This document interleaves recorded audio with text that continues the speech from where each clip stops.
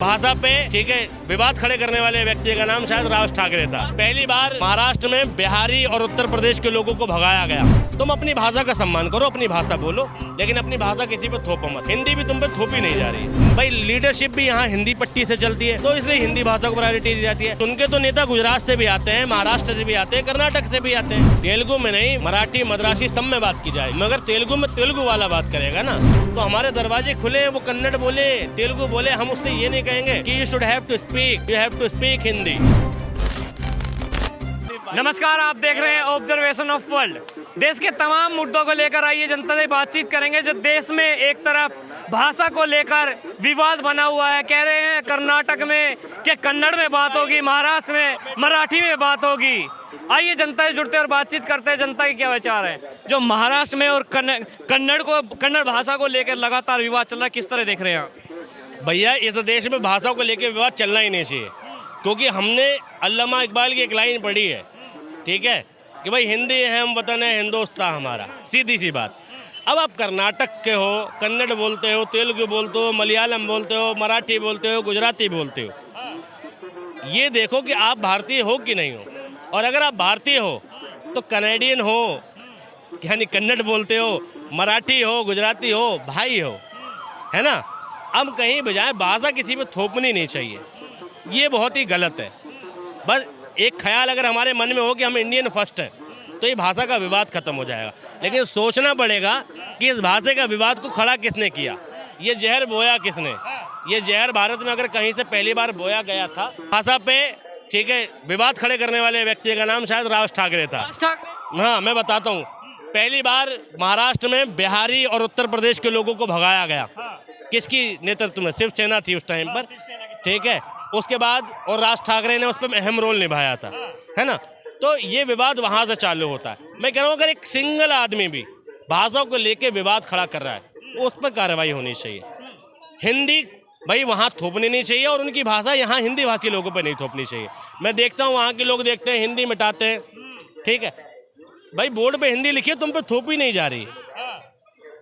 भाई उत्तर भारत से भी लोग जाते हैं, भाई उनके सहयोग के लिए भाई हिंदी में लिखा अच्छी बात है। ऐसे बहुत लोग हैं जो अंग्रेजी नहीं पढ़ना जानते, तो कोई बुराई नहीं है। लेकिन उसको मिटाना और उसका विरोध करना, ये उतना कोई। तुम अपनी भाषा का सम्मान करो, अपनी भाषा बोलो, लेकिन अपनी भाषा किसी पे थोपो मत। हिंदी भी तुम पे थोपी नहीं जा रही है। अब भाई reserve bank of India Hindi में लिखा नोट पे 15 भाषाएं हमारी। 15 भाषाएं क्या इंडिकेट कर रही हैं? वो 15 भाषा इंडिकेट कर रही है कि ओवरऑल सबको लेके चला जा रहा है। लेकिन मेजर पॉपुलेशन यहाँ के ज़्यादा, जो हिंदी भाषी लोग ज़्यादा हैं हमारे यहाँ, तो हिंदी को ज़्यादा प्रायोरिटी मिल जाती है। भाई लीडरशिप भी यहाँ हिंदी पट्टी से चलती है, तो इसलिए हिंदी भाषा को प्रायोरिटी दी जाती है। अब चुन के तो नेता गुजरात से भी आते हैं, महाराष्ट्र से भी आते हैं, कर्नाटक से भी आते हैं, तो ये तो फालतू की बात है कि भाषा को लेकर विवाद करना। इसकी चिंगारी सुलगते सुलगते अब साउथ की तरफ भी जा चुकी है। वहाँ कह रहे हैं कि तेलुगु में बात की जाएगी। तेलुगु में नहीं, मराठी मद्रासी सब में बात की जाएगी, मगर तेलुगु में तेलुगु वाला बात करेगा ना। इसका ये मतलब है कि अगर तुम्हारे यहाँ कोई फॉरेनर आ गया तो तुम उसको सम्मान नहीं दोगे। भाई हमारे देश में एक बहुत अच्छा भाव है, अतिथि देवो भव।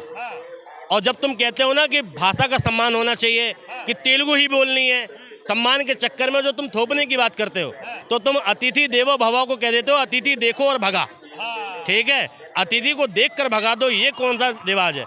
हमारी संस्कृति दिखाती है कि अतिथि को भगवान के समान मानो, और जब हम किसी अतिथि को भगवान के समान मानेंगे तो हम उस पर भाषा थोपेंगे नहीं, उसकी भाषा को समझने की कोशिश करेंगे, अपनी समझाने की कोशिश करेंगे। वहाँ भाषाओं में बात की जाएगी वहाँ के प्रदेश की, तो कोई जाएगा नहीं। वहाँ की जीडीपी में फर्क पड़ जाएगा इस हिसाब से, तो देखा जाए तो। देखो, मैं ये जानता हूँ कि टूरिज्म जो है किसी भी प्रदेश की जीडीपी का मुख्य हिस्सा नहीं होता, लेकिन मतलब बहुत बड़ा रोल अदा नहीं करता। अहम रोल तो बना, हाँ 10-15% फर्क डालता होगा, मानता हूँ मैं।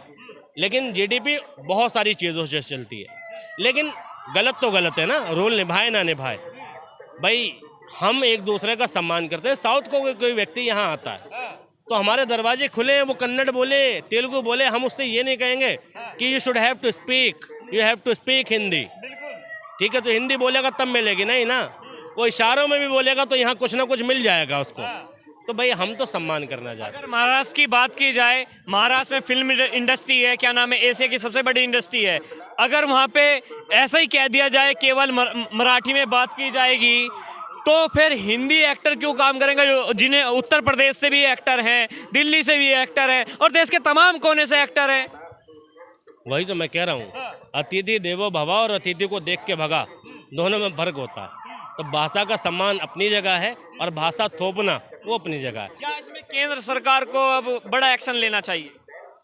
भाई केंद्र सरकार को लेना चाहिए या नहीं लेना चाहिए, जहाँ जहाँ विवाद हो रहे हैं वहाँ के राज्य सरकारों को जरूर एक्शन लेना चाहिए। वहाँ के राज्य सरकार को अपनी जनता में एक अवेयरनेस प्रोग्राम चलाना चाहिए और साथ में जनता को समझाने की कोशिश करनी चाहिए और एडवाइजरी जारी करनी चाहिए कि ऐसा कहीं भी होगा तो उसे क्राइम माना जाएगा।